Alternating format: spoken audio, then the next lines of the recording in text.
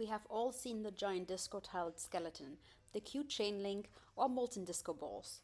So I figured maybe I can bedazzle something too. The original plan was a dinosaur, but neither the surface nor the price tag were encouraging me to get one. So after some browsing, I came across these big pinwheels, and I thought to myself, that could be really cool. So let's give that a go.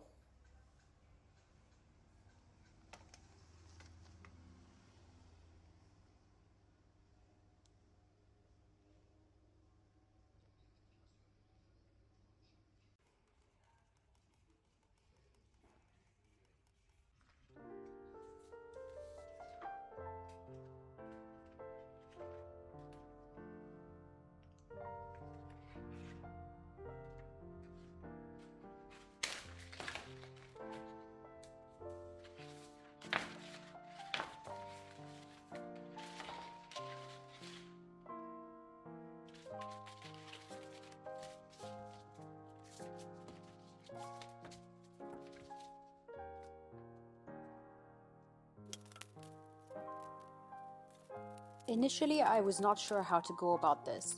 I have never worked with glass tiles and didn't know if there was a good way to cut them to get this organic shape. So I figured I'd just get started and figure it out as I go.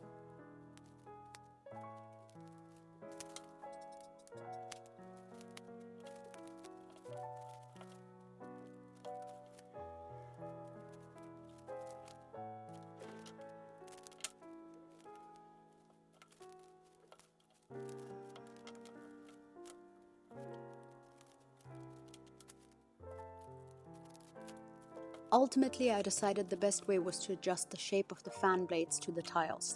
I also ended up switching from cutting the segments with scissors to X-Acto blade.